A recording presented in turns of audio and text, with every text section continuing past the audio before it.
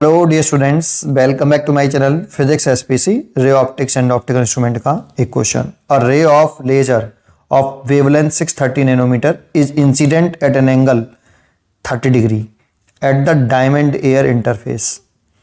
It is going from diamond to air. The refractive index of diamond is 2.42 और and that of air is 1। तो choose the correct options. एक दे रखा है, पहले diagram बनाते हैं। मान लो एक इंटरफेस है जो एयर और डायमंड को सेपरेट कर रहा है। इसका रिफ्रैक्टिव इंडेक्स 2.42 और इसका रिफ्रैक्टिव इंडेक्स 1 है। ठीक है, लाइट डायमंड टू एयर जा रही है, डायमंड टू एयर ऐसे जा रही है। कितने एंगल पर इंसिडेंट कर रही है? 30 डिग्री पर। आई बराबर 30 डिग्री है। जब भी लाइट, देखो ये डेंसर मीडियम हो गया और ये रेयर मीडियम, जब भी लाइट डेंसर टू रेयर जाए तो आपके कान खड़े हो जाने चाहिए और हमें चेक कर लेना चाहिए कि सिंपल रिफ्लेक्शन हो रहा है या क्रिटिकल एंगल वाला कंडीशन है या TIR हो रहा है। चेक करना चाहिए। चेक कैसे करते हैं जरा समझते हैं। जब भी light denser medium to rare medium में जाती है, ये नॉर्मल बनाया। मान लो एक ऑब्जेक्ट आपका यहाँ है ना, ये हमने नॉर्मल ना लिया, ये छोटा सा, ये चलो ऐसे मान लेते हैं। ये ऑब्जेक्ट है और ये इंसिडेंट रे है, डेंसर टू रेयर जा रही है और ये incidence angle less than C है।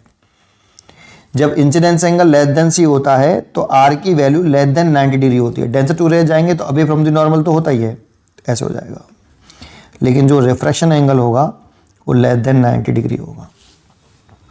लेकिन अगर इंसिडेंस एंगल को इंक्रीज कर लें, अगर हम इंसिडेंस एंगल को थोड़ा सा इंक्रीज कर लें और इतना इंक्रीज करें कि जो इंसिडेंस एंगल है उस क्रिटिकल एंगल के बराबर हो जाए, तो उस वाले केस में रिफ्रैक्शन एंगल बढ़ के 90 डिग्री हो जाता है, R बराबर 90 डिग्री। और तीसरा केस होता है अगर इंसिडेंस एंगल को और बढ़ा लें और I ग्रेटर देन C कर दें तो लाइट सेम मीडियम में टोटल इंटरनल रिफ्लेक्शन हो जाता है। टोटली पूरी लाइट सेम मीडियम में वापस आ जाती है। इसको बोलते हैं TIR, टोटल इंटरनल रिफ्लेक्शन। ये डेंसर टू रेयर में ही होता है, ये तीन कंडीशंस। तो लाइट डेंसर टू रेयर जा रही है तो पहले चेक करना पड़ेगा कि कौन सी सिचुएशन है। तो चेक करने के लिए क्रिटिकल एंगल पता होना चाहिए। क्रिटिकल एंगल निकाल लो। तो अगर हम क्रिटिकल एंगल का फॉर्मूला याद करें तो sin C इक्वल टू होता है NR upon ND। Refractive index of optical rare medium divided by refractive index of denser medium. जैसा कि हम जानते हैं कि रेयर का कम होता है रिफ्रैक्टिव इंडेक्स और डेंसर का ज़्यादा होता है। तो ऐसे याद रख लो। ये फॉर्मूला याद करने का तरीका ये रखना चाहिए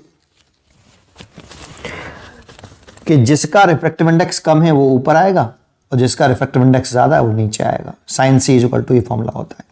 यहाँ से क्रिटिकल एंगल कैलकुलेट करें तो sin C आपका ये रेयर मीडियम ये हो गया तो 1 और ये हो गया 2.42। यहाँ से पॉइंट उठाएंगे तो 100 और 2 से काट दें तो ये 50 और ये 121।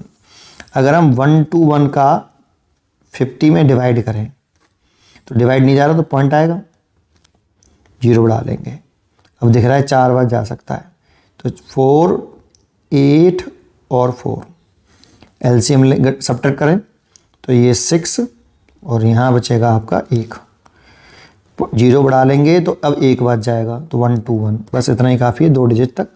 तो मैंने सॉल्व किया तो ये 0.41 आया तो मैं 0.4 लिख सकता हूँ राउंड ऑफ करके, नहीं तो sin C आ गया आपका 0.4। अब साइन के टेबल में अगर हम 0 degree, 30 degree, 45 degree, 60 degree, 90 degree, तो साइन थीटा की वैल्यू चेक करूं तो साइन 0 के लिए 0 होती है। साइन 30 की वैल्यू 1/2 दैट मीन्स 0.5 होती है। साइन 45 1/√2, √2 का जब डिवाइड करते हैं तो 0.71 आता है। साइन 60 √3/2, 2 का डिवाइड करते हैं तो ये 0.87 आता है शायद। और साइन 90 की वैल्यू 1। तो देखो यहाँ पर आपकी जो साइन थीटा की वैल्यू इधर की तरफ इंक्रीज हो रही है, लेकिन साइन थीटा यहाँ पर 0.4 है, 0.5 से कम है। तो थीटा की वैल्यू जो साइन C की जो वैल्यू होगी वो लेस देन सॉरी सी की जो वैल्यू होगी वो लेस देन 30 डिग्री होगी, मतलब जो क्रिटिकल एंगल होगा वो 30 डिग्री से कम होगा।